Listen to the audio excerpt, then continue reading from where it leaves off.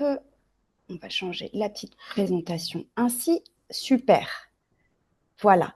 Alors, eh bien, bienvenue de nouveau à tous et merci encore d'être présents avec nous aujourd'hui. Alors, avant de commencer, je vais peut-être nous présenter rapidement à la réponse.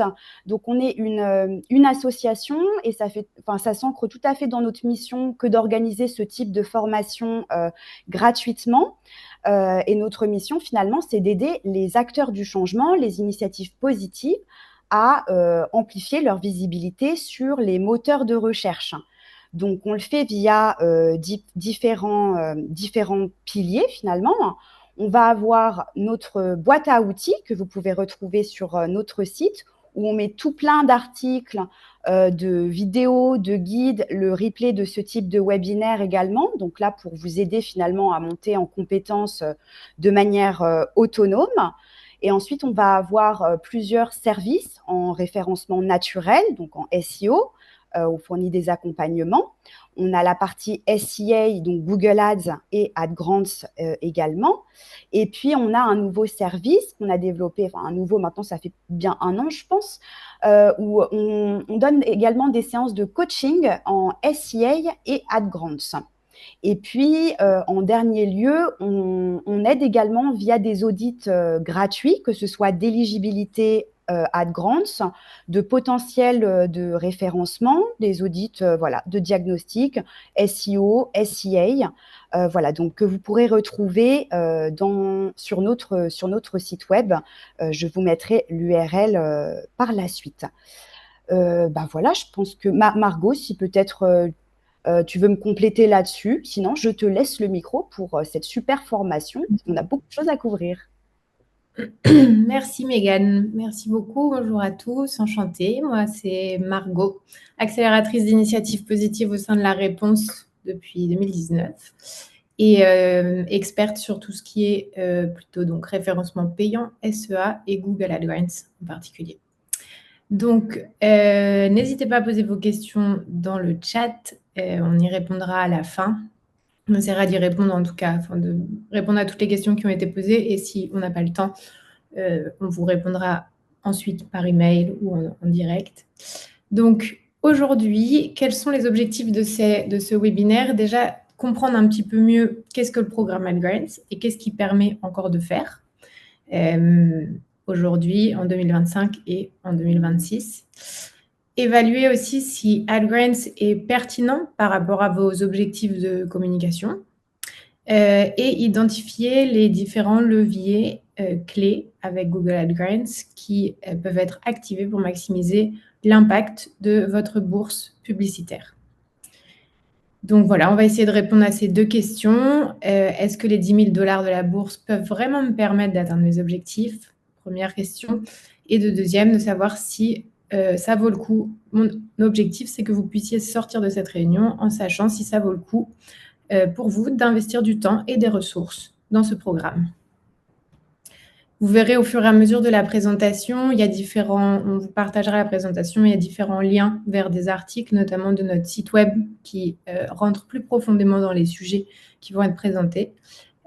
Donc voilà, n'hésitez pas, après la réunion, si vous avez envie d'y connaître, enfin d'aller un peu plus profondément dans les sujets, d'aller sur notre blog pour les consulter. Donc aujourd'hui, la formation s'organisera en 3 parties. D'abord, on va reprendre un petit peu les fondements du programme Google AdGrants, expliquer qu'est-ce que c'est, comment ça marche, qui peut en bénéficier et quelles sont aujourd'hui ses limites en termes de potentiel ou pratiques.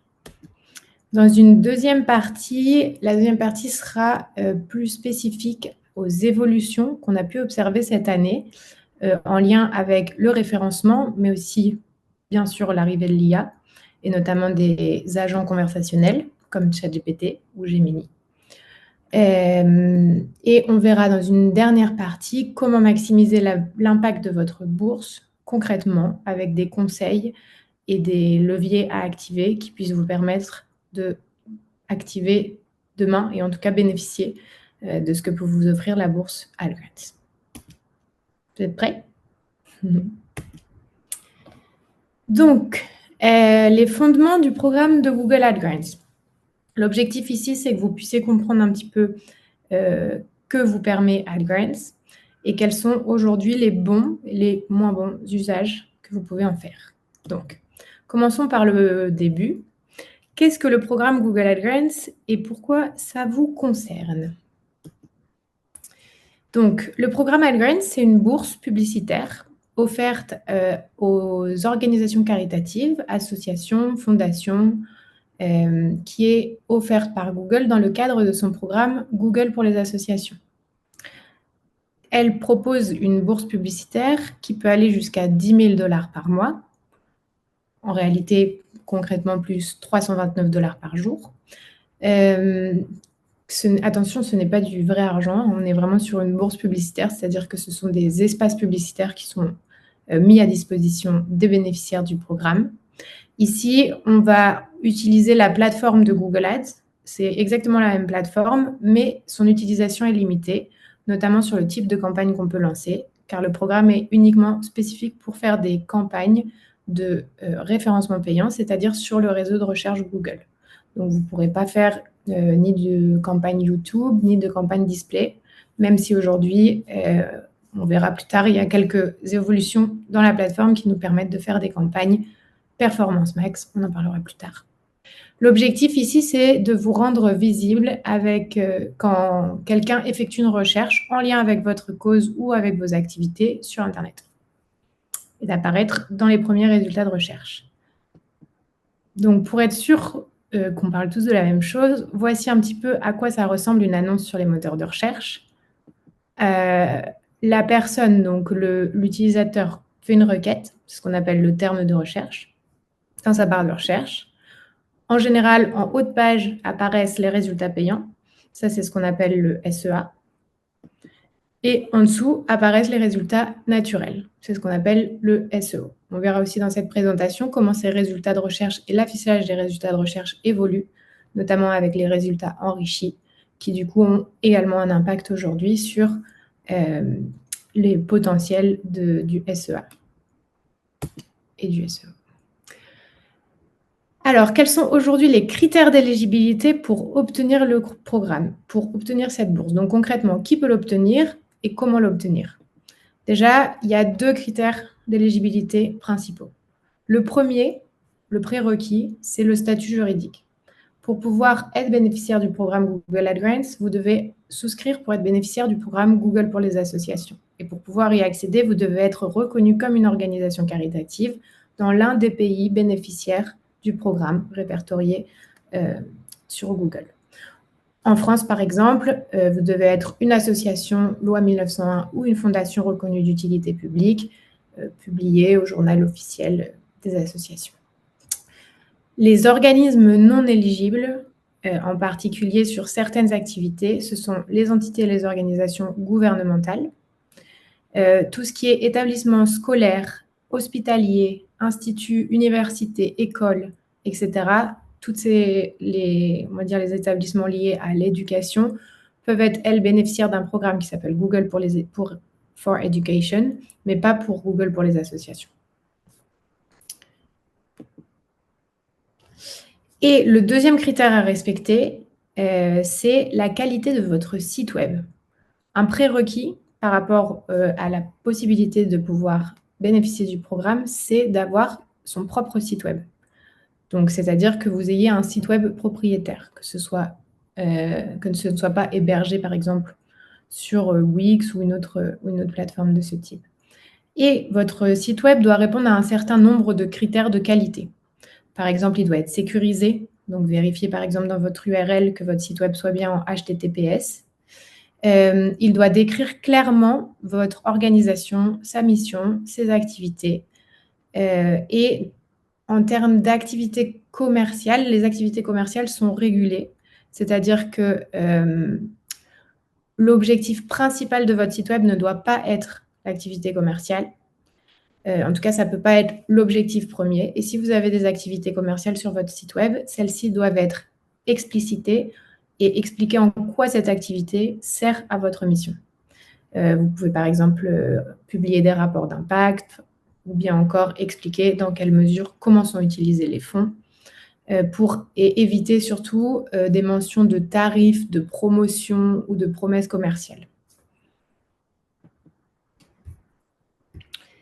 Donc, si vous êtes une organisation caritative et que votre site web tient la route, vous pourrez donc vous inscrire au programme AdGrants en commençant par vous inscrire au programme Google pour les associations, créer votre compte, envoyer votre site pour révision pour le programme spécifique d'AdGrants, regarder la vidéo de bienvenue et demander l'activation de votre compte.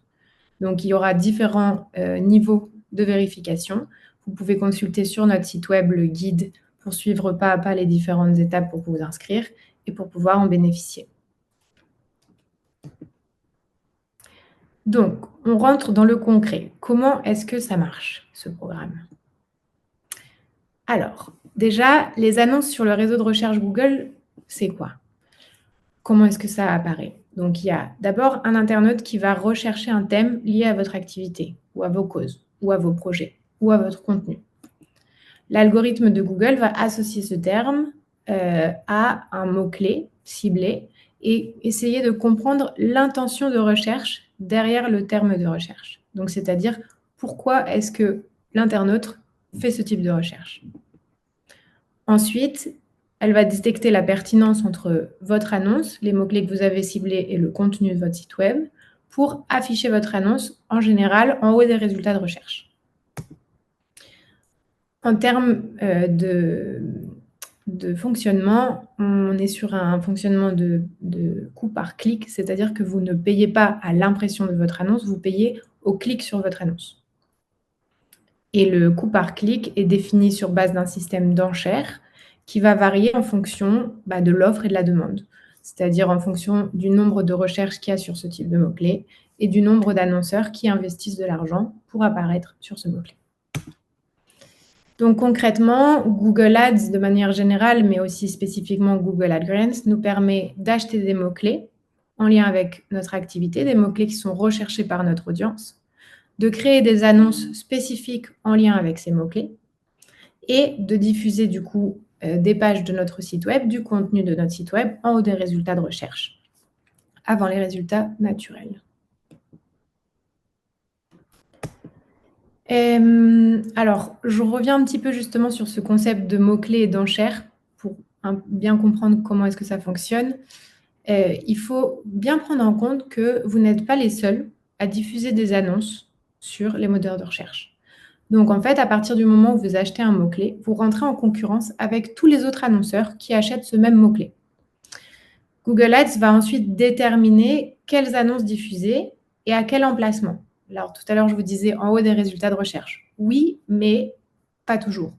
Il est possible que votre annonce s'affiche en bas des résultats de recherche, au milieu de la page. Maintenant, de plus en plus, les emplacements de résultats évoluent et se font sous plein de formes. Donc, en fait, l'algorithme de Google va déterminer où afficher votre annonce en fonction du budget que vous y avez associé, en fonction de forcément l'offre et la demande sur ce mot-clé, mais aussi en fonction de la pertinence de votre mot-clé par rapport à votre annonce et à votre page de destination.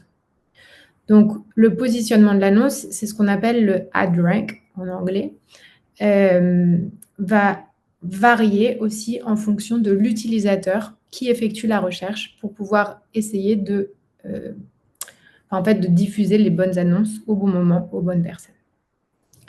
Donc, il y a pas mal de signaux qui doivent être pris en compte, notamment au sein de la plateforme, pour vérifier les résultats de vos campagnes, quels sont les mots-clés qui génèrent le plus de trafic, quels sont vos taux de clic sur ce mot-clé, qui indique aussi la pertinence par rapport à votre contenu, et aussi des signaux au sein de votre site web. Par exemple, faites bien attention que la page d'atterrissage se charge rapidement, que votre site soit sécurisé, qu'il n'y ait pas de fausses informations, ou si vous proposez un formulaire ou d'autres manières de récupérer les informations de vos utilisateurs, de bien veiller à ce que vos politiques de confidentialité et de gestion des données soient à jour, etc. Donc, quand vous lancez une campagne AdGrants, vous pouvez mettre à disposition n'importe quelle page de votre site dans les résultats de recherche et vous payez uniquement lorsque quelqu'un clique sur votre annonce.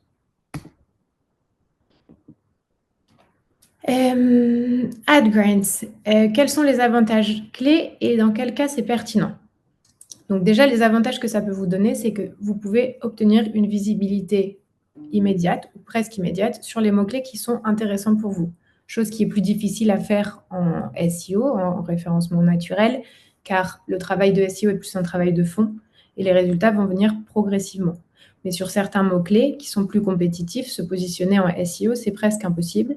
Et donc, du coup, le SEA, de manière générale, vous permet de vous positionner sur ces mots-clés qui sont plus difficiles à atteindre de façon naturelle. Ensuite, de faire des campagnes Google AdGrants ou Google Ads, ça vous permet d'avoir un ciblage aussi précis et tout en touchant quand même une audience et un public large. Vous pouvez mesurer vos résultats. Par exemple, vous lancez une nouvelle offre, vous pouvez créer une annonce qui redirige vers cette nouvelle offre et aussi créer une annonce sur l'ancienne offre et tester la réactivité ou la réponse de votre audience par rapport à ces deux offres. Vous pouvez tester aussi des pages d'atterrissage, vous pouvez tester des messages, vous pouvez tester différents types d'éléments qui vous permettent ensuite de pouvoir faire des ajustements sur votre site web, sur votre discours, etc., sur vos offres, etc. Ça vous permet aussi alors pour pouvoir aussi faire ces tests et mesurer vos résultats, il faut absolument que vous mettiez en place le tracking de vos conversions et de vos objectifs. Pensez toujours quand vous lancez une campagne sur Google AdGrants, quel est l'objectif de ma campagne? Une campagne égale un objectif. Essayez pas de mélanger tous les objectifs au sein d'une même campagne et d'une même page parce que vous n'arriverez pas à l'atteindre. Donc, de bien réfléchir quels sont vos objectifs et comment les atteindre. Le gros avantage vraiment de Google AdGrants par rapport à du Google Ads classique, c'est le faible risque que vous prenez en lançant ce type de campagne. Comme c'est gratuit, en tout cas, ce n'est pas du vrai argent. Vous n'avez pas une dépendance budgétaire mensuelle par rapport à un budget média que vous souhaitez investir sur ces mots-clés. Donc, ça peut être l'occasion de tester des choses, de tester des mots-clés. Vous verrez par contre que certains mots-clés peuvent être plus compliqués à acheter, notamment sur le programme AdGrants, car ce n'est pas du vrai argent. Et dans ce cas-là, ça nécessite parfois un petit investissement publicitaire supplémentaire dans des campagnes Google Ads classiques. Donc, dans quel cas c'est pertinent?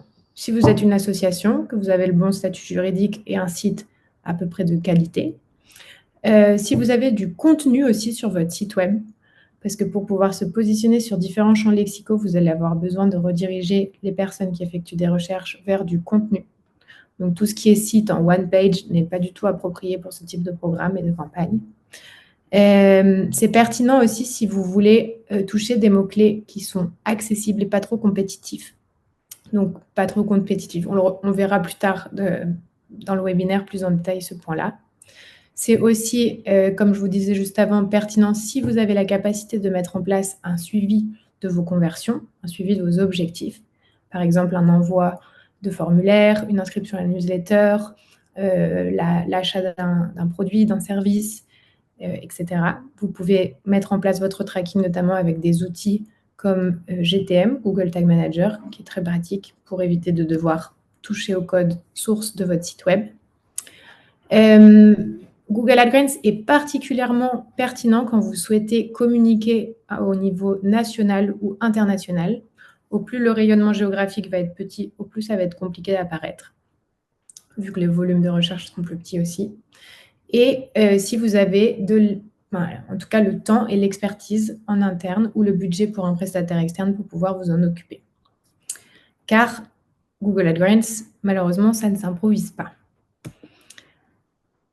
Pour que vous puissiez un petit peu mieux comprendre les limitations du programme, déjà, la bourse Google AdGrants est facile à obtenir, mais soumise à certaines règles et contraintes.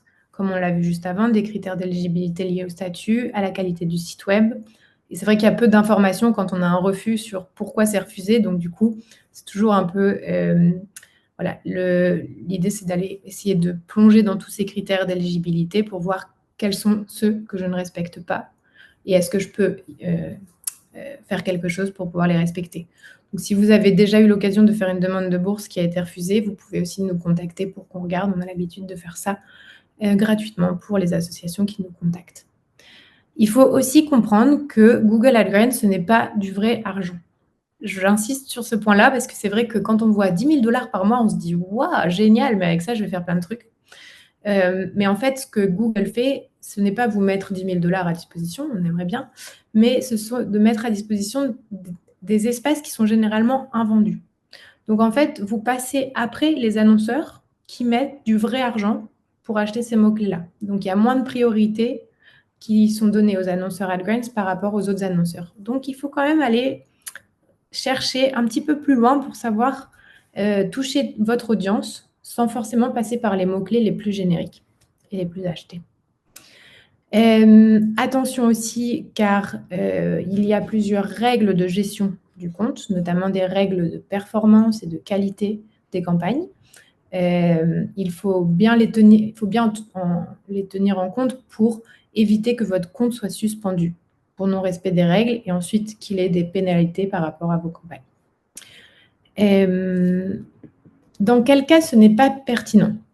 Bon, déjà, si vous n'êtes pas une association ni une fondation, ce programme n'est pas fait pour vous, vu que vous ne pourrez pas être éligible. Si votre site est insuffisant, en one page, de mauvaise qualité, ou qu'il y a de la publicité dessus, vous ne serez pas non plus éligible. Ce n'est pas pertinent non plus si vous n'avez pas la main sur votre site web, car si vous ne pouvez pas faire de modifications, ça va être très compliqué de gérer les campagnes derrière. Ce n'est pas toujours pertinent en fonction des objectifs derrière ce type de campagne. On verra par la suite quels sont les objectifs pour lesquels c'est pertinent et les objectifs pour lesquels c'est moins pertinent ou en tout cas plus difficile. Si votre activité est très localisée ou très spécifique ou très concurrentielle, ça risque d'être assez difficile de se positionner sur des champs lexicaux de niche ou sur des champs lexicaux où les coûts d'acquisition sont très élevés. Et si vous manquez de ressources, de temps, d'expertise ou de budget en interne, dans ce cas-là, ce n'est peut-être pas le meilleur canal sur lequel investir le temps ou le budget que vous avez.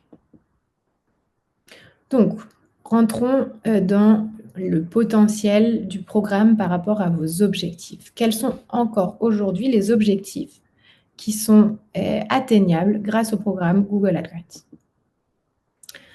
Donc déjà, pour se faire connaître, si vous avez des objectifs donc de notoriété, si vous n'êtes encore pas ou peu connu, ou que vous souhaitez tester un nouveau marché, ou en tout cas vous faire connaître auprès d'une large audience et d'un large public, Google AdGrants peut être très intéressant à ce niveau-là, pour la phase de découverte. Donc si on voit un peu la captation stratégique de marketing comme un funnel d'acquisition, on va dire que Google AdGrants se positionne en haut du funnel. Vous pouvez amener beaucoup de trafic, mais pas forcément du trafic encore très qualifié, ou en tout cas qui va convertir.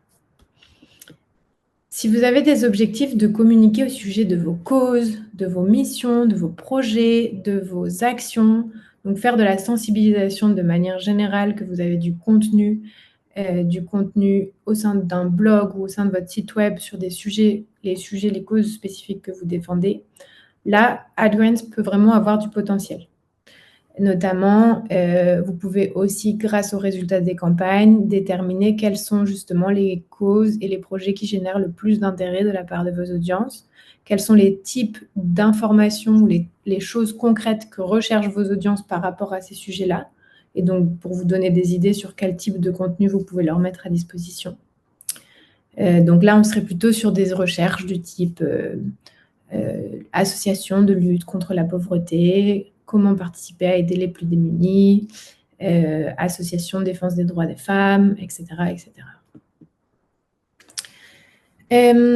AdGrants peut encore avoir du potentiel pour recruter des nouveaux bénéficiaires, par exemple à vos programmes ou à vos formations. Trouver des mots-clés qui sont recherchés du coup par vos bénéficiaires pour pouvoir proposer vos solutions d'accompagnement, de services, de vente, etc. Pour générer des leads, donc développer votre communauté de manière générale, Vous pouvez en effet utiliser Google AdGrants pour partager du contenu et inciter les gens à vous contacter, ou bien à s'inscrire à une newsletter, ou encore proposer ce qu'on appelle des lead magnets, donc des contenus à haute valeur ajoutée, gratuitement en échange d'un email, ce qui vous permet de récupérer des contacts pour enrichir votre base de contacts.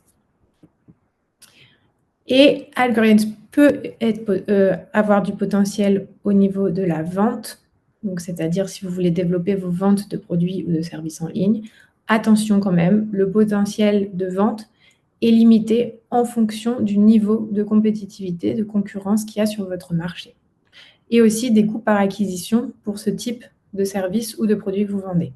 Parce qu'il peut être plus ou moins difficile d'apparaître en fonction de si beaucoup d'autres acteurs sur le marché vendent ce type de produit ou vendent ce type de service et qu'ils investissent de l'argent sur les plateformes comme Google Ads, alors Google AdGrants sera un peu plus compliqué en ce sens. Mais vous pouvez toujours le tester et sur les mots-clés très stratégiques à haute valeur ajoutée que vous n'arrivez pas bien à atteindre sur AdGrants, les mettre dans des campagnes Google Ads payantes et investir un petit budget sur ces mots-clés spécifiques. Quelques petits exemples, mais très rapidement, parce que sinon on ne va pas avoir le temps de tout faire. Donc, des exemples concrets d'objectifs qui ont fonctionné sur Google AdGrants. Donc, par exemple, les transmetteurs, qui est une ligne d'écoute qui a été créée pendant le Covid pour venir soutenir et orienter les personnes sur des sujets psychologiques ou médico-sociaux, notamment aussi pour pouvoir soulager les établissements de santé. Donc, à ce moment-là, une nouvelle plateforme, besoin de se faire connaître, de développer sa notoriété par rapport à sa ligne d'écoute, par rapport aux différents sujets qu'ils traitent, par rapport à du contenu aussi sur leur site web en lien avec les symptômes de la dépression, comment détecter que ça ne va pas, comment orienter aussi les personnes proches pour les aider sur tout ce qui est orientation, guide, redirection des personnes vers des professionnels de santé. Voilà. Autre exemple aussi d'objectif qui a pu fonctionner pour l'ASDER. Donc, l'ASDER, c'est une association qui propose des formations en lien avec tout ce qui sont les métiers de l'éco-construction. Donc, pour promouvoir ces formations et trouver des candidats à leurs formations et aussi ouvrir des nouvelles formations dans des nouvelles villes, le programme AdGrants a permis à l'association de se faire connaître et d'ouvrir des nouveaux programmes. Notamment, maintenant, ils sont à Paris. Donc, AdGrants nous a été aussi utile parce qu'on a pu cibler des mots-clés plus larges. Alors, il faut quand même savoir que le sujet de la formation, le secteur de la formation est compétitif, mais le fait aussi de pouvoir avoir du contenu sur les sujets sur lesquels vous formez peut vous permettre de générer du trafic, notamment sur AdGrants, et aussi sur des recherches un peu plus larges du type quels sont les différents métiers du bâtiment, quels sont les métiers d'avenir, une recherche qui a été aussi beaucoup favorisée sur Google AdGrants, et qui sont en fait des mots-clés qui ne sont pas tant achetés par des annonceurs payants, car faible valeur ajoutée par rapport à la conversion. On apparaîtra beaucoup plus facilement sur métiers d'avenir que sur formation en éco-construction, quand même. Mais on apparaîtra plus facilement sur formation du travail du chanvre que sur formation éco-construction, qui est plus générique.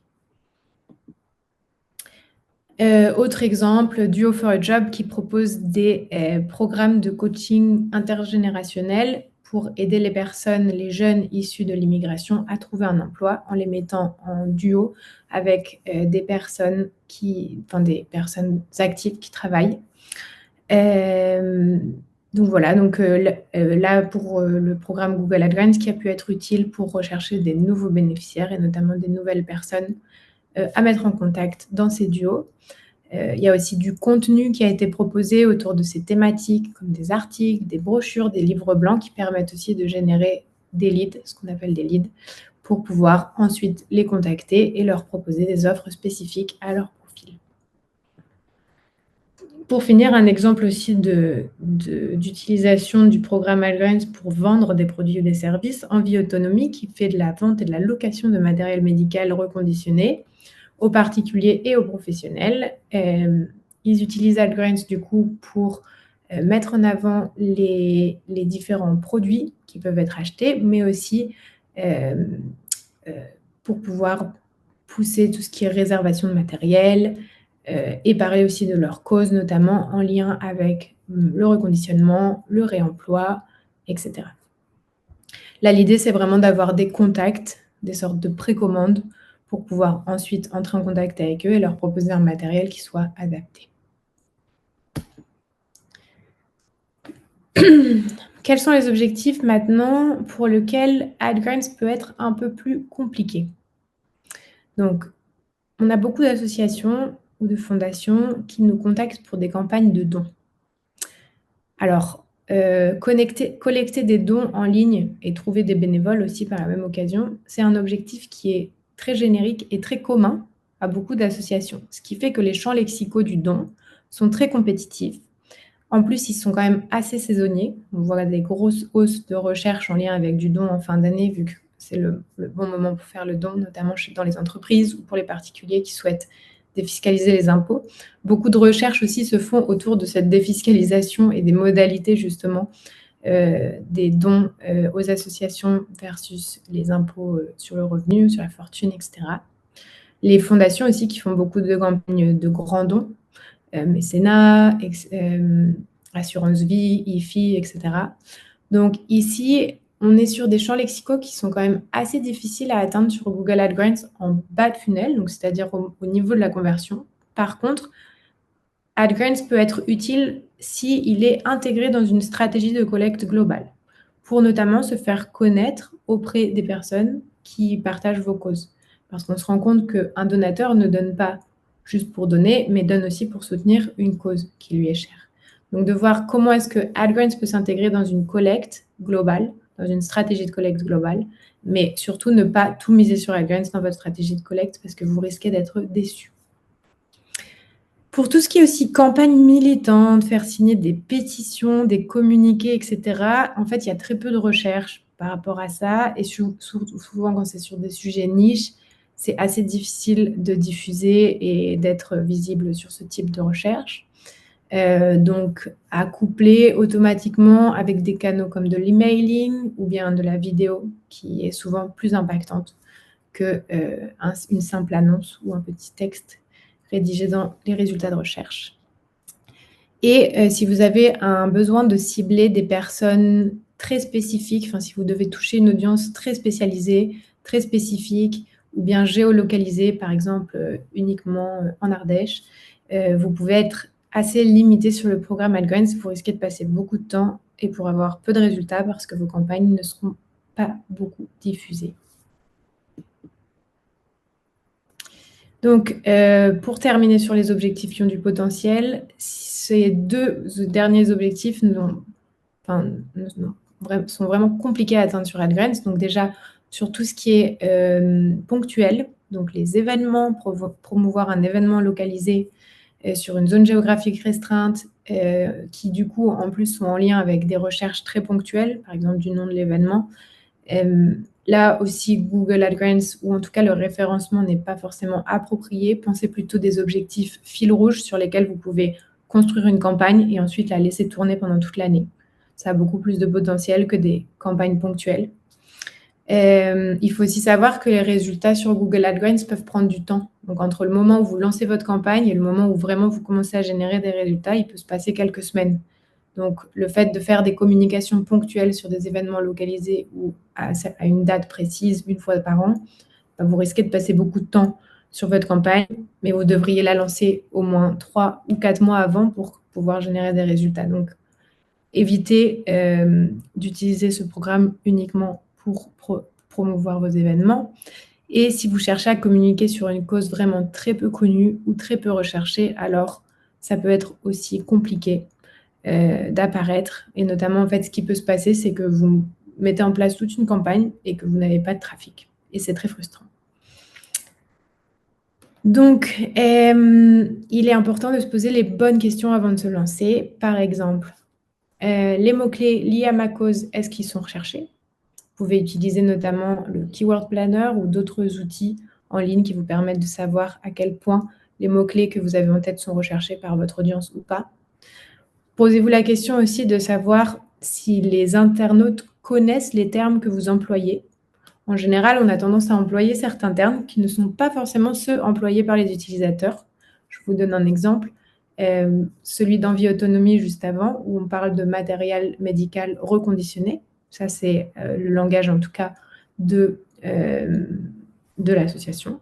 Mais on se rend compte qu'au niveau des recherches, les gens recherchent beaucoup plus du matériel d'occasion plutôt que du matériel reconditionné, qui est plus dans un imaginaire plus informatique et technique. Donc voilà, adaptez vos mots-clés à ce qui est recherché et pas uniquement à votre propre jargon. Posez-vous aussi la question si il y a d'autres termes connexes ou en tout cas d'autres sujets connexes à ce que vous pouvez proposer comme information qui peuvent être recherchés. Et aussi, si il y a d'autres services qui peuvent être plus intéressants ou qui peuvent avoir plus de potentiel sur ce type de recherche. Donc voilà, pour vous faire un petit mini autodiagnostic, je vous ai mis ici quelques questions à vous poser pour savoir si Google AdGrants a du potentiel pour votre association ou non.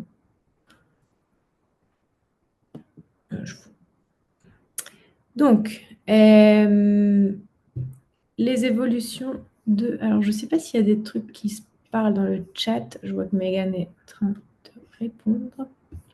C'est super. Oui, quelques petites questions déjà.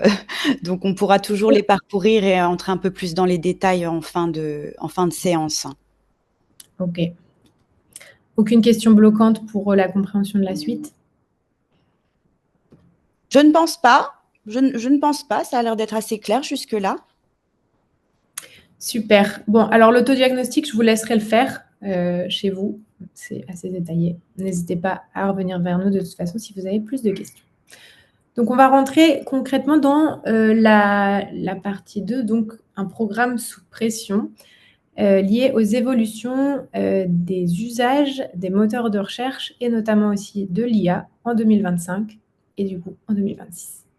Je vais vous expliquer un peu ce qui change et pourquoi les résultats aussi de nos campagnes peuvent être impactés par ces changements.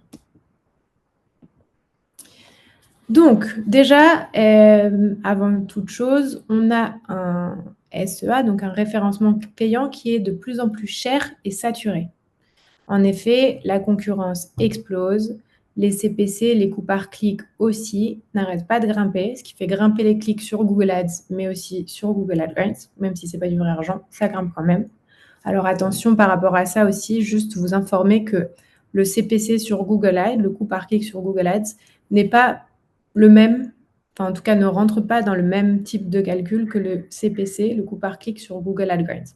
Certains mots-clés sur Google Ads vous coûteront 30 centimes et sur Google AdGrants, 3 $.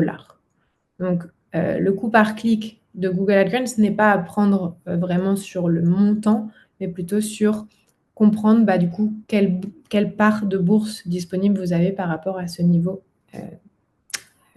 par rapport à ce prix, quoi.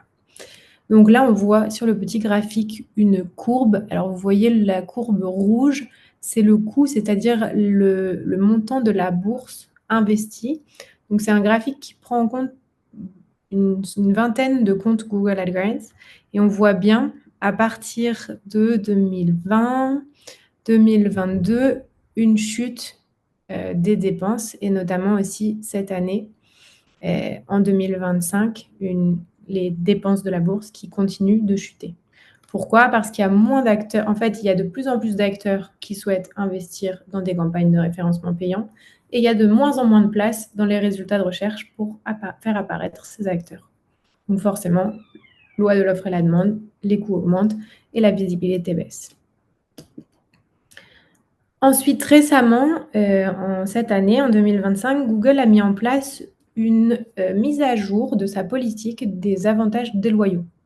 Donc, en tout cas, Google permet maintenant aux annonceurs de diffuser plusieurs annonces en même temps, mais à différents emplacements des résultats de recherche.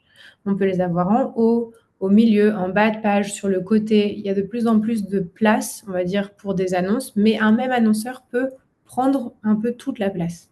Qu'est-ce que ça veut dire? Ça veut dire que, encore une fois, ce sont les marques dominantes qui ont le plus de budget qui occupent toute la place.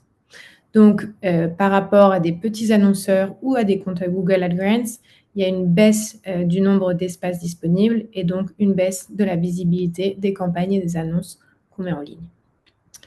La conséquence aussi pour les comptes Google AdGrants, c'est que comme les enchères sont plus agressives, les CPC sont en hausse et donc tous les mots-clés compétitifs sont presque inatteignables, notamment parce que le programme limite les enchères AdGrants à 2 $. Donc, pour pouvoir contourner aussi cette règle, vous pouvez lancer ce qu'on appelle des stratégies d'enchères automatiques, mais c'est quand même, on va dire que le CPC est quand même limité sur Google AdGrants, sur ce que vous pouvez atteindre. Et il y a aussi un effet domino. Du coup, si vous avez moins d'annonces visibles, vous dépensez moins du budget de votre bourse, vous obtenez moins de clics, vous obtenez du coup moins de trafic vers votre site web et du coup moins de conversion au final. Pardon. L'IA. L'IA aujourd'hui aussi est au cœur des algorithmes de recherche de Google. Donc, on l'a vu, l'arrivée de l'IA dans le monde des moteurs de recherche. Aujourd'hui, on a donc les moteurs de recherche comprennent beaucoup plus ou beaucoup mieux en tout cas l'intention de recherche qu'il y a derrière une requête spécifique par un utilisateur. En effet, avant, on était vraiment sur un algorithme basé sur des mots-clés. Il y avait un peu de déviance aussi par rapport à ça, de pages qui étaient construites avec des mots-clés cachés pour pouvoir justement ranker sur ces mots-clés. Aujourd'hui, l'IA va plus loin et derrière un mot-clé est capable d'imaginer ou en tout cas de prétendre à l'intention de recherche. Est-ce que c'est une recherche d'information? Est-ce que c'est une recherche transactionnelle, une intention transactionnelle, d'achat, de vente ou navigationnelle? La qualité aussi du contenu est de plus en plus importante. La qualité du contenu, la pertinence de votre contenu et aussi qui vous êtes dans votre écosystème. C'est-à-dire si vous parlez de contenus qui n'ont rien à voir avec votre mission ou votre cœur d'activité, vous risquez de ne pas être cité. Donc pour être diffusé, il devient de plus en plus important de bien travailler son contenu, de travailler un contenu qui soit utile pour les internautes et qui répondent à leurs problématiques et à leurs questions de manière générale. Éviter aussi les pages vitrines qui servent pas à grand-chose et qui veulent rien dire. Et aligner aussi vraiment la page de destination, c'est-à-dire la page vers laquelle vous allez rediriger les internautes qui ont cliqué sur votre annonce, avec les mots-clés, les recherches que vous ciblez pour augmenter leur qualité. Et ça, c'est vraiment très important parce que depuis tout à l'heure, je vous dis, vous passez après les annonceurs payants, mais il y a quand même un moyen de passer avant les annonceurs payants, c'est de faire des annonces qui sont de meilleure qualité que les leurs. Donc, au plus votre pertinence est élevée, au plus vous allez avoir ce qu'on appelle le quality score sur les annonces dans la plateforme des mots-clés, un quality score élevé. Et donc, du coup, cela va faire augmenter les dépenses de la bourse et baisser vos coûts par clic. On parle encore de l'IA. Donc, en effet, l'IA s'inscrit au cœur des algorithmes de recherche et au-delà, comme vous connaissez, vous avez sûrement dû le voir. À quoi qu'en France, je ne sais pas si ça a été... Je pense pas que ça a été lancé encore. Non, pas encore en France. Non, pas encore en France, en effet. Alors, moi, je suis en Espagne, du coup, c'est pour ça que j'ai plus eu l'occasion de le voir. Mais en tout cas, ça a été lancé en Belgique, en Espagne, l'IA Overview. Donc, l'IA Overview, ce sont des réponses c'est-à-dire que vous allez chercher une information sur Internet et au lieu de vous donner une liste de résultats de recherche avec différents sites web, Google va vous proposer une première réponse avec différentes sources, en citant des sources qu'il a trouvées sur différents sites web. Donc, qu'est-ce que ça veut dire? Ça veut dire que de plus en plus, l'internaute n'aura pas besoin d'aller sur votre site web parce que l'IA va répondre à la place de votre site web. Et donc, là, l'idée, en fait, dans ce type de recherches qui sont plus des recherches informationnelles, l'internaute tape sa recherche, a une réponse directe et n'a pas besoin de cliquer sur un site, sauf s'il a envie d'aller plus loin. L'impact, c'est que ça fait baisser le trafic qui provient notamment des résultats naturels du SEO sur certains types de contenus et notamment les contenus informationnels.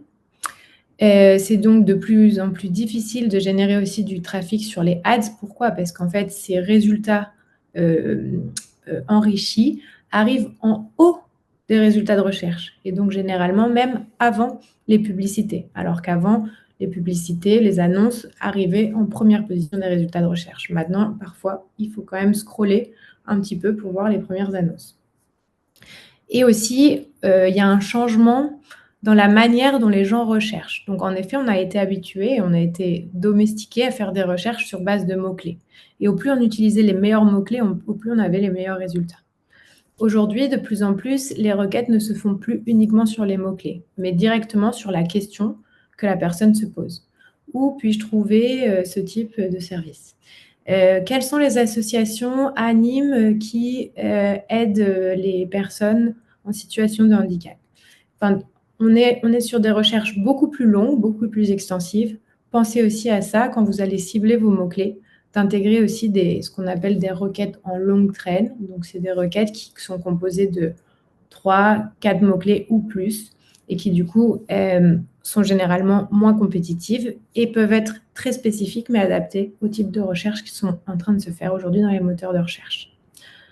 Donc, pour avoir une chance d'être bien placé, des bonnes annonces, une structure claire de vos pages, bien structurée, une hiérarchie de votre contenu, du contenu aussi qui soit vraiment utile, en lien avec vos activités, où vous avez une forme d'autorité sur ces sujets.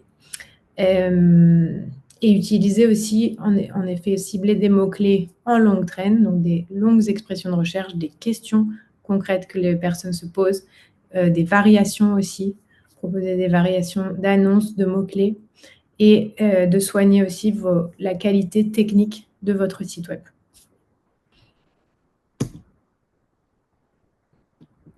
Alors, qu'est-ce que ça implique au niveau de mes campagnes? Donc, alors vous allez me dire, mais avec tout ça, est-ce que vraiment AdGrind, ça reste utile? C'est une bonne question.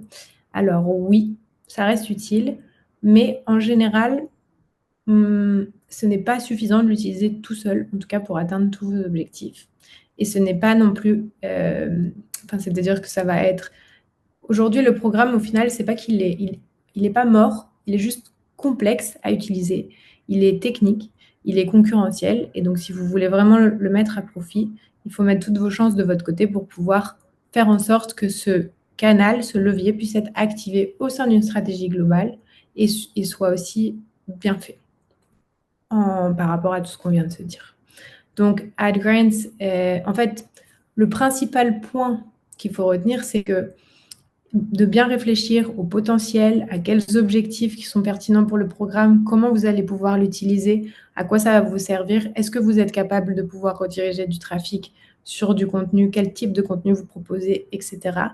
pour éviter en fait de passer beaucoup de temps sur la création de campagnes qui vous amènera très peu de trafic.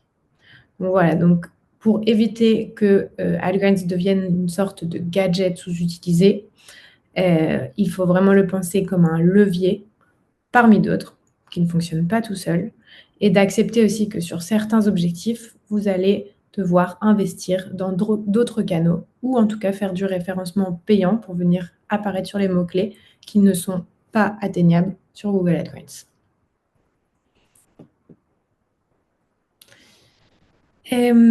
Voilà, j'espère que c'est clair.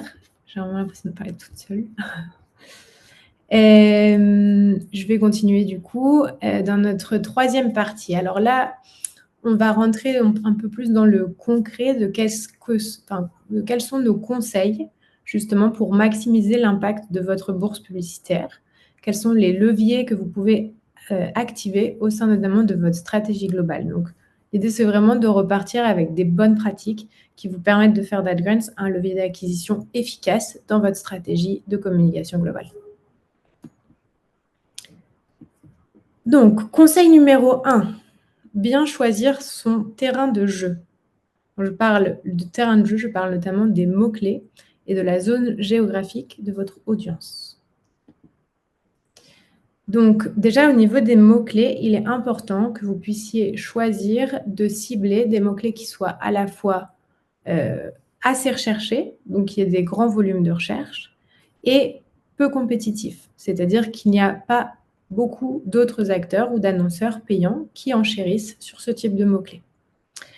Donc, les mots-clés recherchés, qu'est-ce que ça veut dire? Donc là, vous voyez un petit exemple de capture d'écran. S'il vous met moins de 10 par mois, alors ça, c'est une capture d'écran du Keyword Planner, donc le planificateur de mots-clés qui est accessible directement depuis la plateforme Google Ads dans la partie outils. Très utile pour faire vos études de mots-clés et notamment parce que ça vous donne des indications sur les volumes de recherche, mais aussi sur les niveaux de compétitivité des mots-clés. Sachez que sur Google AdGrants, les mots-clés les plus diffusés, ce sont les mots-clés en lien avec des recherches d'informations. Parce qu'il y a quand même généralement moins de concurrence. En effet, en fait, les mots-clés qui vont être des mots-clés plus transactionnels de vente et qui du coup génèrent une valeur derrière, vont être généralement plus achetés et donc plus compétitifs. Alors que sur des requêtes plus informationnelles ou des requêtes spécifiques, vous allez pouvoir apparaître plus facilement et en particulier si vous avez du contenu à proposer par rapport à ça.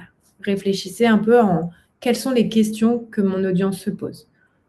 Utilisez des tournures du type comment faire pour, pourquoi faire ci, quelles sont les différentes options qui existent pour, etc. Donc de penser vraiment recherche et pas uniquement mots-clés. Aussi, n'hésitez pas à cibler un large choix de mots-clés. Vous avez un budget, vous avez une bourse publicitaire qui n'est pas du vrai argent, vous avez jusqu'à 10 000 $ tant que votre bourse n'est pas dépensée, tant que l'intégralité de votre bourse n'est pas dépensée, je vous conseille vraiment d'aller cibler un volume très important de mots-clés. Et vous pourrez ensuite, derrière, en regardant la qualité justement des termes de recherche qui ont généré du trafic via vos annonces, exclure les mots-clés qui ne sont pas pertinents. Mais pour essayer d'aller chercher le potentiel, on va essayer d'ouvrir le ciblage le plus large possible, notamment au début. Ensuite, pensez aussi à cibler des mots-clés qui sont donc moins compétitifs. Donc, c'est ce qu'on appelle la longue traîne, comme je vous parlais tout à l'heure. Ils sont plus spécifiques, mais ils sont aussi plus abordables en termes de coût. Acceptez aussi que certains mots-clés ne pourront pas être achetés sur Google AdWords. Notamment faire un don à une association. Alors, peut-être que vous aurez un clic en une année, mais vraiment, c'est le genre de mots-clés qui ne vous amènera aucun trafic. S'il y a des mots-clés qui sont non atteignables, ou en tout cas perdus d'avance sur AdGrants, considérez le fait d'y investir un petit budget publicitaire avec du vrai argent pour pouvoir potentialiser votre visibilité sur ce mot-clé-là.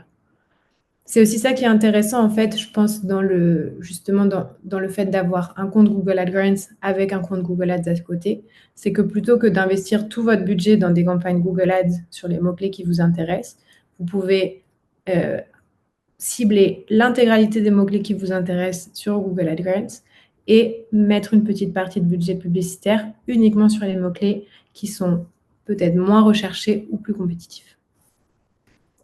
Donc, posez-vous la question, est-ce qu'on essaie de se battre sur les mêmes mots-clés que les gros acteurs commerciaux ou est-ce qu'on trouve notre angle à nous? Pourquoi? Parce que je pense, par exemple, tout à l'heure, on parlait d'envie autonomie. C'est vrai que sur le matériel médical, c'est pas envie autonomie, du coup, c'est envie qui reconditionne du matériel électroménager. Ici, on rentre en concurrence avec des gros acteurs type Boulanger, Leroy Merlin, des grands distributeurs de produits électroménagers. Donc, les campagnes Google AdGrants sont assez complexes sur les produits, pour vendre les produits en eux-mêmes. Mais par contre, Google AdGrants peut être utilisé pour, par exemple, faire de la sensibilisation sur le fait de réutiliser, de reconditionner, etc. Et donc, l'impact écologique et social.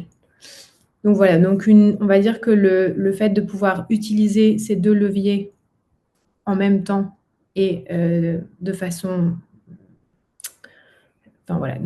équilibrée, on va dire, ça peut vraiment vous permettre de gagner en visibilité sans non plus trop miner votre budget média.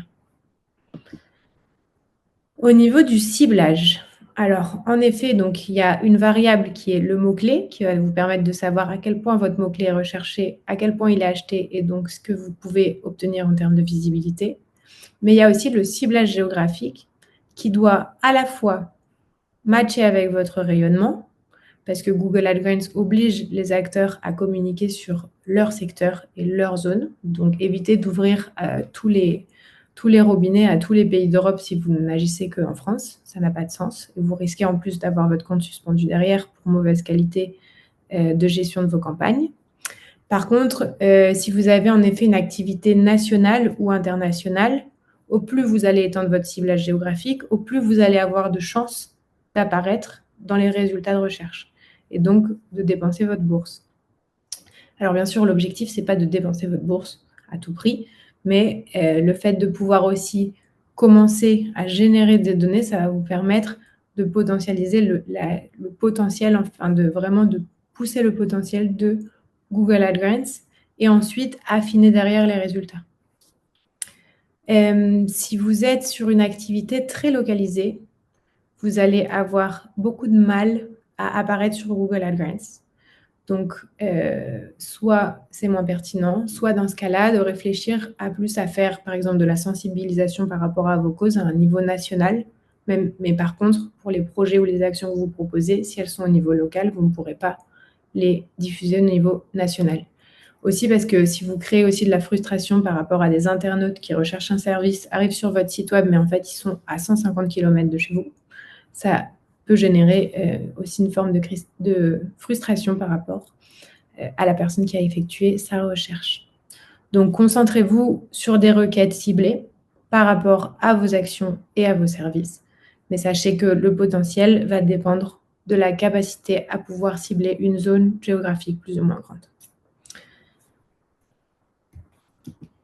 Donc voilà, un deuxième conseil concret pour faire d'AdGrants un levier efficace, c'est d'avoir un site web et un contenu de qualité qui répondent aux attentes du programme, comme on l'a vu, qu'il y a différentes exigences de qualité au niveau du programme, mais aussi aux attentes de vos internautes, en termes de contenu, en termes de stabilité de votre site web, sécurisé, qui se charge rapidement, etc. Donc, avoir un site web de qualité, qu'est-ce que ça veut dire? Avoir un site web qui est lisible sur mobile. On n'y pense pas souvent, mais c'est vrai que de plus en plus de recherches se font sur mobile. Un site web qui se charge rapidement, qui soit crédible, avec des informations claires, rassurantes, des sources, des boutons qui fonctionnent, des appels à l'action qui sont clairs et qui sont compréhensibles. Un des facteurs vraiment clés de succès aussi sur Google AdGrants, c'est que vous ayez la possibilité de faire des modifications sur votre site web. Pourquoi? Parce que le fait de pouvoir accéder à votre back-office et créer des nouvelles pages ou modifier les pages existantes pour pouvoir créer des pages spécifiques pour vos annonces va vous faire gagner énormément de temps. Il faut vraiment que vous ayez la capacité de créer, de modifier des pages assez rapidement pour faire vos tests, pour tester des annonces, pour faire de nouvelles campagnes, etc. Si vous devez attendre donc 6 mois pour changer un bouton ou un titre, ça va être vraiment très difficile de maintenir en fait et d'optimiser vos campagnes Google AdGrants. Si vous avez aussi donc un site de qualité, c'est aussi un site qui propose un contenu suffisant.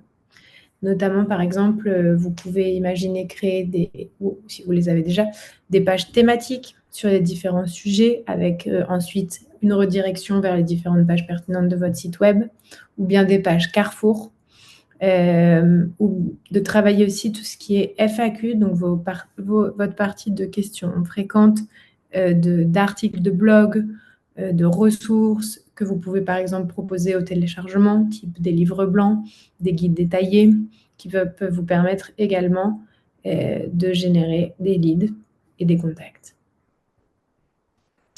Pensez aussi contenu evergreen. Evergreen, c'est-à-dire un contenu qui puisse être toujours valable dans 5 ans ou 10 ans.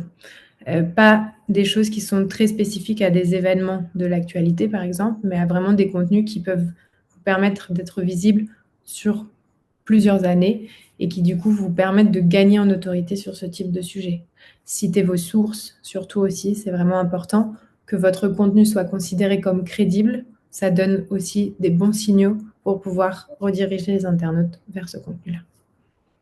ou pour même être cité dans les résultats enrichis de Gemini qu'on a vu juste avant.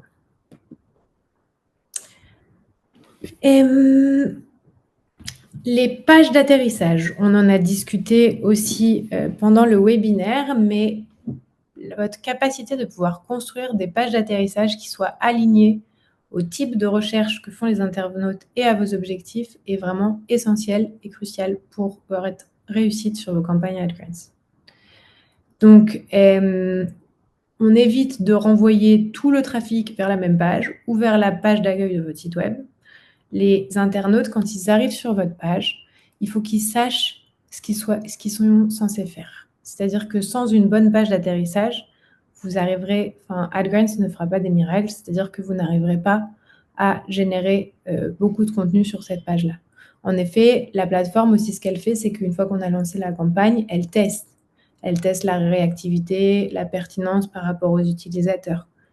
Si un utilisateur arrive sur votre site web, sur votre page d'atterrissage, un deuxième, un troisième, qui repartent direct parce que la page n'est pas construite ou ne correspond pas à leurs attentes, alors vous allez être considéré comme du contenu non pertinent et Google ne continuera pas à diffuser vos annonces sur Google AdGrants. Donc, quand vous faisiez des campagnes, reprenez les mots-clés que vous ciblez.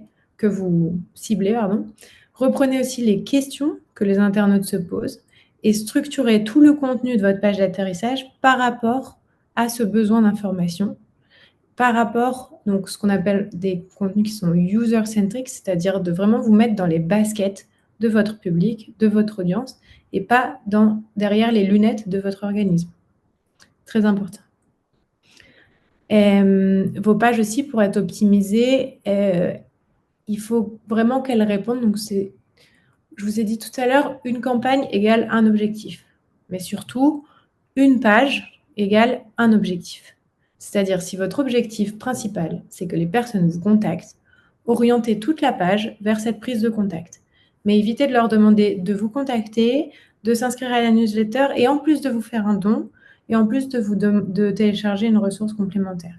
Une page, un objectif et un appel à l'action clair, visible et répété. Répété, c'est-à-dire, on a aussi souvent tendance à dire « Oh là là, c'est trop si je le mets à toutes les parties », mais pensez que quand on arrive, que ce soit sur mobile ou sur ordinateur, sur une page web, on ne voit pas toute la page web.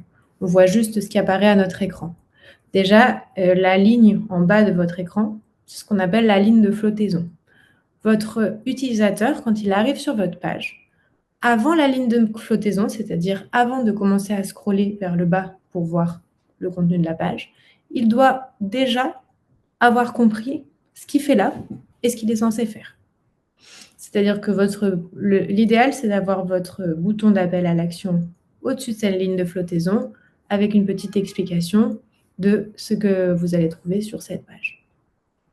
Répétez pourquoi? Parce que quand on scrolle, on voit plus ce qu'il y a au-dessus. Donc, en fait, si vous répétez votre bouton d'appel à l'action à différents endroits de la page, cela ne va pas forcément faire une répétition parce que le fait, en fait, de pouvoir dérouler le contenu et au fur et à mesure répéter l'action souhaitée. Contactez-nous, discutons-en, variez un peu les formules de phrases, mais pour renvoyer soit un formulaire en bas de page ou en haut de page ou sur une autre page. Pensez quand même qu'au moins l'utilisateur aura de clics à faire jusqu'à la conversion, au plus vous aurez des chances que cet utilisateur convertisse. Enrichissez aussi vos pages de preuves, de chiffres, de témoignages, des logos de vos partenaires, tout ce qui peut rassurer l'utilisateur sur la crédibilité et la confiance de votre organisme. Donc voilà. Pensez aussi intention de recherche. Donc, évitez de renvoyer un utilisateur qui cherche le prix d'un service ou d'un produit sur une page où on n'en parle pas du tout du prix. Pensez vraiment intention. Si l'utilisateur recherche de l'information, fournissez-lui cette information. Ne parlez pas que de vous. Et ensuite, profitez de parler de vous à travers cette information. Si l'utilisateur recherche à acheter quelque chose, redirigez-le directement vers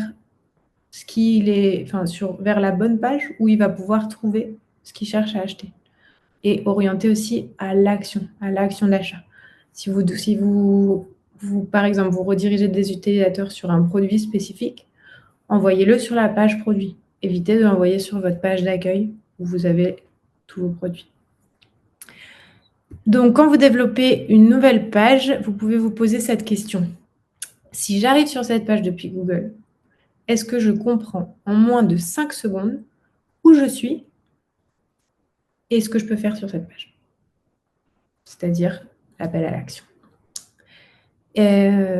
Donc voilà. Et au plus votre page d'atterrissage sera pertinente par rapport aux mots-clés que vous ciblez et par rapport à l'annonce que vous avez rédigée, au plus vous aurez des chances d'apparaître sur Google AdGrants et même avant les annonceurs payants qui auront fait des annonces moins qualitatives que vous. On continue sur les conseils pour faire de AdGrants un levier efficace. Le conseil numéro 3 qu'on a à vous donner aujourd'hui, c'est avoir les bonnes ressources humaines et la bonne culture en interne. Je m'explique. AdGrants ne s'improvise pas. C'est pas le terrain d'entraînement low cost. Parce qu'en fait, c'est même plus difficile de faire des campagnes sur Google AdGrants que faire des campagnes sur un compte Google Ads classique. Donc, s'il est mal piloté, il gaspille énormément de temps et il donne l'illusion qu'on a tout essayé et que ça ne marche pas. Donc, moi, mon conseil, ce serait de ne pas confier votre compte Google AdGrants aux stagiaires par défaut, entre guillemets. C'est-à-dire, si vous avez envie d'investir sur AdGrants et que vous avez envie d'investir sur son potentiel, alors mettez-y les moyens, notamment en termes de temps, en termes de budget, de ressources humaines et techniques. En effet, gérer un compte AdGrants, c'est pas facile. Ça demande du temps parce que ce que je vous ai expliqué tout à l'heure, si on fait des grosses campagnes avec beaucoup de mots-clés et qu'on veut cibler des larges publics, ces campagnes, il faut les monter et ces recherches de mots-clés, il faut les faire. Donc, ça prend du temps au niveau de la configuration.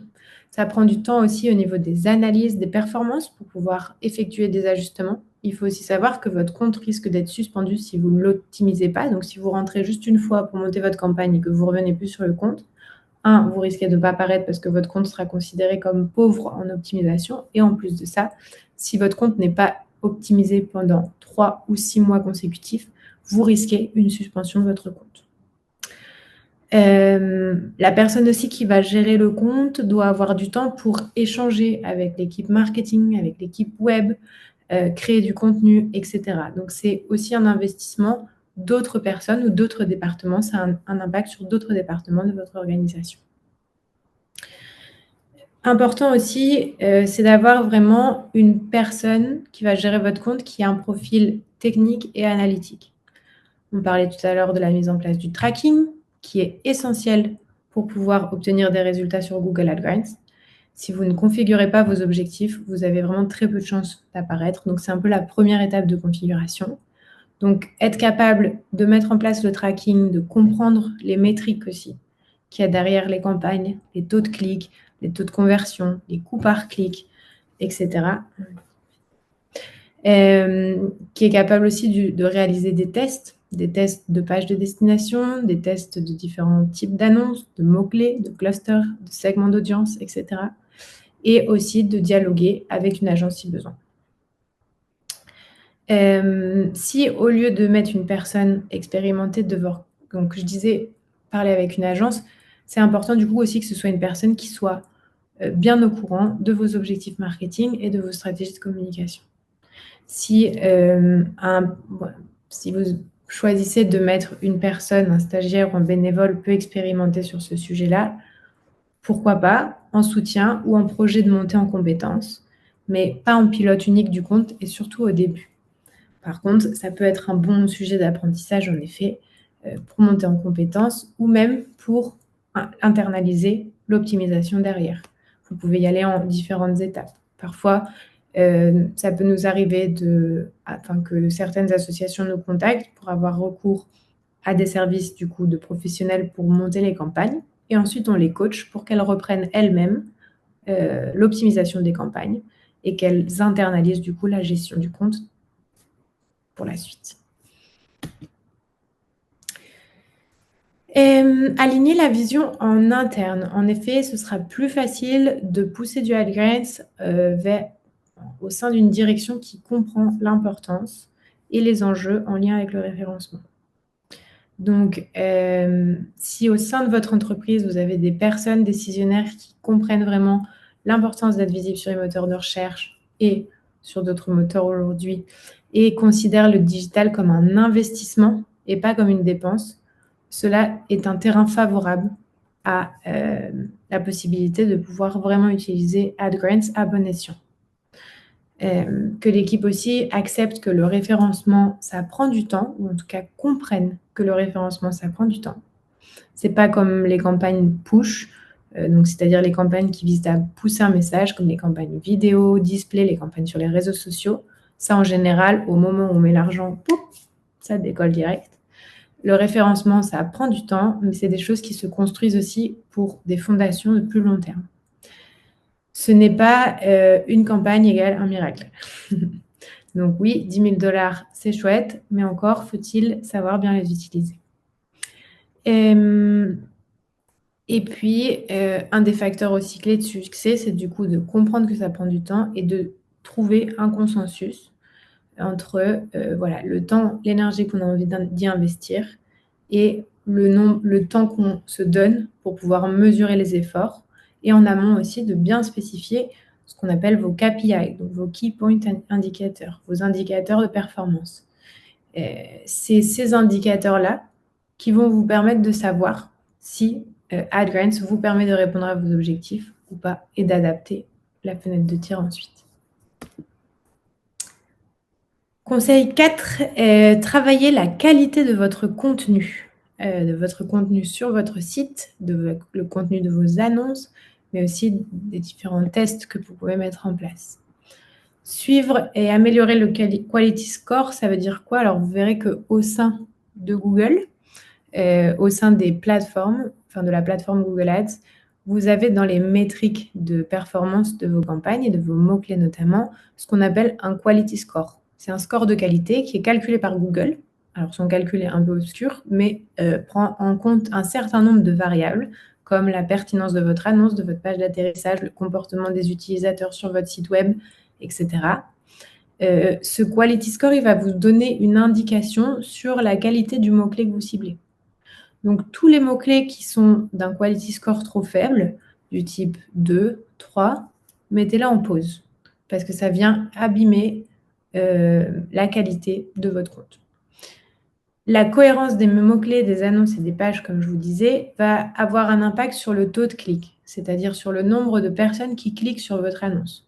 Si le taux de clic est très bas, que les gens en fait sont impactés par votre annonce mais ne cliquent pas, Google à un moment va arrêter de diffuser votre annonce. Parce qu'il va dire en fait ça ne correspond pas à ce type de recherche, ou peut-être que le mot-clé n'est pas pertinent par rapport au contenu de l'annonce ou au contenu de la page d'atterrissage. Donc le taux par clic est une métrique qui est importante à mesurer parce qu'elle vous indique en fait le niveau de pertinence de vos annonces et de vos mots-clés. Aussi, pour faire baisser les coûts par clic, en fait, le fait de pouvoir améliorer vos pages de destination, vos annonces et vos mots-clés, ça va vous faire baisser les coûts par clic. Donc, pour compenser un petit peu cette hausse des coûts, il faut compenser avec plus de qualité. Donc, on intègre des beaux H1, H2, une belle structure lisible dans vos pages d'atterrissage. On intègre des contenus qui sont vraiment utiles avec des ressources, des références, des liens, du contenu aussi qui soit propre et lisible par les robots, notamment avec des métatitres, des métadescriptions. Donc ça, c'est plus des termes techniques, mais c'est des termes qui vous, on va dire, c'est des ajustements techniques qui permettent de mettre à disposition l'information de votre page pour les résultats de recherche. Et n'hésitez pas aussi de faire régulièrement des tests. Par exemple, changer un titre ou changer l'ordre des sections de la page d'atterrissage pour voir si ça vous fonctionne mieux d'avoir d'abord le formulaire et ensuite le texte, ou d'abord le texte et ensuite le formulaire, par exemple. Changer un appel à l'action, essayez réserver maintenant, ou contactez-nous, ou discutons-en, et voyez aussi ce qui réagit le mieux. Attention quand même de ne pas lancer tous les tests en même temps, parce que du coup, vous n'arriverez pas à analyser les résultats. Faites un ou deux tests à la fois pour laisser aussi l'algorithme le temps de vous apporter des résultats. Et ensuite, faites vos ajustements. Ne basez pas vos résultats sur 10 clics. Attendez qu'il y en ait au moins 100, 200 pour pouvoir estimer le résultat de votre test. Et on est vraiment là du test and learn. Donc, quand on va faire des tests, on met en place 2 annonces en concurrence avec différents types de textes. On les laisse tourner. Au bout d'un certain temps, quand on a assez de résultats, on analyse les résultats et on retravaille les annonces. Test and learn. Et j'en profite pour te compléter aussi là, Margot, par rapport au test. Ce que vous pouvez tout à fait faire, c'est tester une page de destination spécifique pour l'une de vos annonces et mettre une seconde page de destination pour une autre annonce et voir laquelle de ces pages, finalement, par exemple, convertit le plus. Donc ça, vous pouvez tout à fait faire ce test-là, de mettre 2 pages différentes et en fonction des résultats de ces dernières, eh bien, de privilégier l'une ou l'autre. Mais comme le disait Margot, effectivement, de laisser du temps pour avoir des résultats, effectivement, d'agréger des données, parce qu'à 10 clics, vous n'allez pas avoir beaucoup de données. Merci beaucoup, Megan. Donc, on continue en lien. Alors, je ne sais pas quelle heure il est. Ok, ça va. Conseil 5, utiliser l'IA. Oh là là, l'IA, tout le monde en parle, mais qu'est-ce qu'on va faire avec ça? Donc, on vous conseille d'utiliser l'IA et les automatisations possibles qui sont mises à votre disposition, mais avec un cadre, notamment un cadre de contrôle. Parce que on ne sait pas vraiment ce que fait la machine derrière. Qu'est-ce que ça veut dire? Automatiser intelligent. Alors tout à l'heure, je vous ai dit très succinctement que les enchères sur les mots-clés Google AdWords sont limitées à 2 $, mais que vous pouvez contourner ces enchères et aller au-delà de ce 2 $ par clic grâce à des systèmes d'enchères automatiques. Donc, les systèmes d'enchères automatiques, ils peuvent être à plusieurs niveaux. Maximiser les clics, maximiser les conversions ou maximiser la valeur de conversion. Qu'est-ce que ça veut dire? Ça veut dire qu'en fait, vous allez monter votre campagne, vous allez mettre en place le suivi de vos conversions, par exemple un envoi de formulaire, et vous allez dire à Google, au lieu de vous enchérir en disant « je suis prêt à payer 2 $ pour chacun des mots-clés que je mets dans cette campagne », vous allez dire à Google « moi, mon objectif, c'est de maximiser les clics » ou de maximiser les envois de formulaires, c'est-à-dire les conversions. Et donc, Google va faire lui-même, on va dire, le calcul pour voir combien vous allez investir sur les mots-clés. Et ce n'est pas vous qui allez décider, mais c'est Google qui va décider en fonction du niveau du marché. C'est très intéressant de faire ça sur Google AdWords, étant donné que même si on paye 10 $ le clic, comme ce n'est pas du vrai argent, nous, ça ne nous dérange pas. Alors que bon, sur Google Ads, on va essayer quand même de limiter un peu les coûts puisqu'on n'a pas envie de payer 10 € pour notre clic. Mais sur Google AdWords, pourquoi pas, si c'est un mot-clé qui nous intéresse. Donc, automatiser, oui, utiliser ces stratégies d'enchères, mais avant tout, mettre en place un bon système de suivi des conversions qui vous permettent de vraiment savoir si ces stratégies, elles fonctionnent ou pas. Ce que je vous conseille aussi, c'est d'aller progressivement dans les stratégies d'enchères. C'est-à-dire, si vous choisissez une stratégie d'enchère de maximiser les conversions, ça va être plus difficile pour Google que maximiser les clics. Parce que le clic, c'est la première étape, la conversion, c'est la dernière étape. En plus, Google va apprendre des données qu'il collecte à travers vos campagnes au fur et à mesure. Donc, au plus vous allez avoir des campagnes qui sont actives depuis longtemps, au plus vous allez avoir de données, au plus vous allez avoir d'historique, au plus Google saura quel type d'utilisateur répond le mieux à votre message et quel type d'utilisateur convertit par rapport à votre objectif. Donc moi, ce que je vous conseille, si vous êtes sur le lancement de vos premières campagnes, c'est de commencer par utiliser une stratégie d'enchère automatique de maximisation des clics, donc déjà pour générer du trafic. Ensuite, une fois qu'on a un trafic suffisant et qu'on a généré suffisamment de clics, faire évoluer la stratégie d'enchère automatique de vos campagnes vers une stratégie de maximisation des conversions. Et seulement quand vous avez un volume suffisant de conversion qui vous permet qui permet en tout cas à Google de savoir quel type d'utilisateurs convertissent, alors vous pourrez orienter des stratégies plus focus sur la valeur de conversion. Donc la valeur de conversion, ça peut être soit le montant de quelque chose que vous vendez, un produit ou un service, mais ça peut aussi être une valeur de conversion que vous décidez vous-même, mais qui va du coup indiquer à Google quelles sont les conversions qui ont le plus de valeur par rapport à d'autres. Si vous avez mis par exemple en place le suivi d'un clic sur un bouton et le suivi des envois du formulaire qui est sur la page suivante, le clic sur le bouton, votre valeur, elle va peut-être être de 0, parce que ça ne vous apporte aucune valeur que quelqu'un clique sur le bouton, mais ça vous permet d'indiquer à Google qu'on a besoin que l'utilisateur clique sur ce bouton pour arriver sur le formulaire. Donc, mettez en place des micro-conversions de ce type. Sur Google AdGrants, c'est très pertinent. Ça nous aide vraiment à booster les stratégies justement de maximisation des conversions, de voir quelles sont les différentes étapes jusqu'à la conversion finale. Par contre, le clic sur le bouton va avoir une valeur de 0 et l'envoi du formulaire aura peut-être une valeur de 50 €. Tout ça, c'est juste pour vous permettre à donner l'information en fait à l'algorithme et à la machine de dire quelle est la valeur qui a le plus de conversion. Et pour plus tard, essayer de maximiser la valeur de conversion et pas uniquement le volume de conversion. Pour en fait favoriser les conversions qui sont les plus intéressantes pour vous. Donc voilà.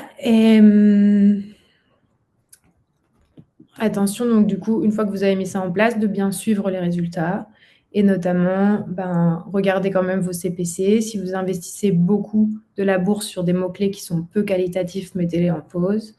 Si certains mots-clés consomment tout le budget mais ne génèrent aucune conversion, mettez-les en pause. Allez analyser aussi les termes de recherche qui génèrent les impressions de vos annonces. Et puis, au sein de ces termes de recherche, vous allez avoir des nouvelles idées de quels mots-clés vous pourriez rajouter à votre campagne ou quels mots-clés vous devriez exclure pour avoir une campagne plus qualitative. Autre possibilité aussi sur Google AdGrants, c'est d'utiliser différentes campagnes automatiques. Donc, ou en tout cas, de construire les campagnes aussi avec des éléments d'IA. Donc, on a ce qu'on appelle les DSA, les Dynamic Search Ads. Donc là, vous allez mettre à disposition de Google Ads les pages de votre site web que vous souhaitez diffuser dans les résultats de recherche. Et vous laissez Google exploiter tout le contenu de votre site web sur ces pages-là et de proposer des annonces autogénérées à des requêtes spécifiques. Attention, vous pouvez aussi quand même configurer les URL autorisées, mais surtout les URL exclues. Alors, je vous conseille de bien réfléchir aux URL que vous souhaitez exclure, parce qu'on a toujours des pages sur notre site web qui ne sont pas pertinentes, ou les politiques de confidentialité, ou des pages plus informatives, mais où il n'y a pas forcément beaucoup de contenu dessus. Donc voilà, vous pouvez lancer des DSA, mais en essayant quand même d'affiner un peu la qualité pour éviter de rediriger du trafic sur des pages complètement inutiles. En plus, les DSA et Dynamic Search Ads, elles ont un grand intérêt pour aussi capter l'intérêt de votre audience. Parce que vous y aurez peut-être pas pensé, mais en mettant par exemple toutes les pages de votre blog sur la campagne DSA, vous allez peut-être vous rendre compte qu'il y a beaucoup de recherches en lien avec un sujet spécifique sur lequel vous communiquez ou sur un article spécifique. Dans ce cas-là, vous pouvez vous dire « Ah bah tiens, s'il y a autant de recherches sur cet article et qui génèrent du trafic sur cet article, peut-être que ça vaudrait le coup d'en faire une campagne spécifique ou de faire un groupe d'annonces spécifiques pour créer des annonces qui redirigent vers cet article qui semble plaire à mon audience et à mes utilisateurs. » Depuis peu aussi, à peu près 1 an, Google AdGrants a ouvert la possibilité de faire, depuis le programme AdGrants, des campagnes Performance Max. Donc, les campagnes Performance Max, c'est un peu plus du display, c'est-à-dire que, alors, au niveau vraiment de la conceptualisation de la campagne, on va donner des ressources à Google et Google va exploiter toutes les ressources à sa disposition pour diffuser l'offre dans tout son réseau, pas uniquement dans les résultats des moteurs de recherche. Vous pourrez par exemple apparaître sur Maps, sur Google Maps ou d'autres acteurs du réseau de Google. Performance Max, vous allez par exemple leur donner des visuels, des vidéos, des exemples de titres, de textes, de pages de votre site web vers lequel vous voulez rediriger le trafic. Et Google s'occupera de faire sa petite popote pour communiquer sur les différents éléments que vous leur avez partagés auprès des internautes qui sont intéressés par ce type d'activité. Attention, c'est vraiment pertinent si vos pages sont cohérentes et à jour, parce que sinon, ça peut vite venir dire n'importe quoi. Pensez quand même que là, on est sur aussi de la rédaction par des IA, et que du coup, si votre site n'est pas à jour ou n'est pas pertinent, et ben l'IA, elle va dire n'importe quoi. Donc, attention à ça. Et ensuite, AI Max Search. Là, on est plutôt sur des campagnes sans mots-clés, mais qui nous permettent de rechercher le potentiel de nouvelles requêtes. Vous pouvez aussi configurer, donc accepter la logique, puisque c'est-à-dire AI Max, c'est vraiment une sorte de briques d'IA qui sont intégrées à vos campagnes. Et vous autorisez ou non Google à prendre la main sur vos campagnes, c'est-à-dire à changer le texte de vos annonces, à cibler des mots-clés que vous n'aviez pas ciblés à la base dans votre campagne, des nouveaux mots-clés, des potentielles nouvelles requêtes, à rediriger l'utilisateur vers une autre page de votre site web que celle que vous avez mis dans l'annonce parce qu'il pense que c'est plus pertinent ou plus juste par rapport à sa requête d'origine. Ça, c'est ce qu'on appelle du URL expansion. Donc, Google dit « Ah, moi, je peux mettre la meilleure page de destination de votre annonce. » Donc, encore une fois, attention.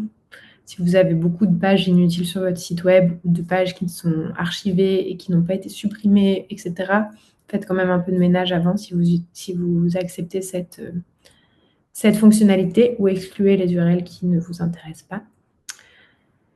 Et si vous faites ça aussi, assurez-vous d'avoir un bon contrôle de ce qui est diffusé derrière, c'est-à-dire aller dans les résultats des termes de recherche ou des mots-clés qui ont généré les impressions de vos annonces. Vous verrez en plus dans le type de ciblage si c'est un ciblage qui provient de IMAX et étudier la qualité de ces termes. Si ce n'est pas pertinent, excluez-les. Et même si en fait il y a beaucoup de choses qui ne sont pas pertinentes, peut-être mettez-le en pause ou faites ça uniquement sur des sujets plus spécifiques sur lesquels votre contenu est vraiment à jour et bien travaillé. En fait, c'est toujours pareil, hein. L'IA, ça peut vraiment nous aider à gagner en visibilité, en productivité, en créativité, etc. Mais ça peut aussi vite partir dans tous les sens et du coup, on n'a plus vraiment la main et le contrôle sur comment on communique, ce qui est dit de nous, etc. Donc voilà, moi je vous conseille quand même de tester ces éléments, mais de bien garder le contrôle sur les choses que vous mettez en place et de vérifier quels sont les résultats derrière pour pouvoir ajuster si besoin. Et pour terminer, le dernier conseil, replacer Google AdGrants dans une vraie stratégie d'acquisition. Encore une fois, AdGrants n'est pas un levier à utiliser tout seul. Ce n'est pas parce qu'il est écrit 10 000 $ par mois que vous allez pouvoir répondre à tous vos objectifs grâce à AdGrants. Par contre, ça peut vraiment être un bon levier stratégique à coupler avec vos actions de communication globale, vos campagnes, etc. Donc, considérez vraiment AdGrants comme un levier comme les autres. Un levier comme le SEO, un levier comme la plateforme Google Ads. Comme on a vu tout à l'heure aussi, de pouvoir combiner les deux, ça peut être très intéressant. Bing Ads, qui est aussi une plateforme de référencement, autre plateforme de référencement, mais aussi votre canal de emailing, de newsletter, vos réseaux sociaux, votre compte YouTube, etc. On est vraiment aujourd'hui dans un écosystème digital et tous les canaux doivent être en cohérence pour pouvoir fonctionner ensemble. Pensez aussi à utiliser Google AdGrants surtout pour les personnes en haut du funnel, donc c'est-à-dire les personnes qui vous découvrent, les personnes qui ne vous connaissent pas encore, mais qui font des recherches en lien avec vos activités. Utilisez donc pour pouvoir partager de l'information, orienter les utilisateurs, proposer des contenus utiles, pédagogiques, à forte valeur ajoutée, et donc du coup, nourrir tout ce haut et milieu de funnel. Vous verrez aussi sur notre blog, si vous souhaitez rentrer un peu aussi dans le détail de qu'est-ce que c'est le funnel de conversion des utilisateurs, sur notre blog, on a un super article à ce sujet-là. N'hésitez pas à le consulter. En effet, on l'a vu aussi tout à l'heure, si votre objectif, c'est la collecte de fonds ou les ventes en ligne ou des objectifs plus spécifiques de ce type, utilisez vraiment AdGrants comme un levier supplémentaire, mais pas comme levier principal. Et utilisez des canaux comme les réseaux sociaux, les campagnes de vidéos, YouTube, display, et aussi de pouvoir trouver des canaux de diffusion spécifiques pour parler à vos audiences stratégiques, comme les grands donateurs, les professionnels, etc., etc. Donc voilà. C'est quoi la suite? Écoutez, maintenant, vous avez toutes les clés pour évaluer déjà le potentiel du programme pour votre organisation, pour vos activités et pour répondre à vos objectifs. De réfléchir à quels sont justement les objectifs que vous souhaitez atteindre grâce à cette plateforme. Et une fois que vous avez aussi vos objectifs au clair, de pouvoir voir et analyser le potentiel de ces 10 000 $ de bourse pour répondre à ces objectifs, gros potentiel, petit potentiel, de réfléchir à comment ils s'intègrent dans votre stratégie de communication globale. Et si la réponse est oui, il y a du potentiel, alors allez-y, lancez-vous, demandez la bourse et travaillez sur vos premières campagnes. Voilà. Et puis, pour vous aider aussi, dans le cadre de notre mission pour aider les acteurs du changement à gagner en visibilité sur les moteurs de recherche, on propose régulièrement des audits gratuits pour tous les acteurs du changement qui nous contactent et qui ont besoin de comprendre, par exemple, quel est le potentiel du programme AdGrants, mais aussi du référencement de manière générale. Si plutôt investir dans AdGrants, dans du SEA, dans du SEO, par où commencer, où j'en suis. Voilà, j'ai des problèmes sur mes campagnes, ça ne marche pas, je n'ai pas des bons résultats, je ne sais pas comment potentialiser ma visibilité, où j'en suis en SEO, par où commencer pour améliorer le SEO, est-ce que je suis éligible à la bourse? Tout ce type de questions qu'on nous pose assez régulièrement, on y dédie le temps qu'il faut pour vous permettre d'avoir des réponses et de savoir par où aller. Merci beaucoup pour votre écoute.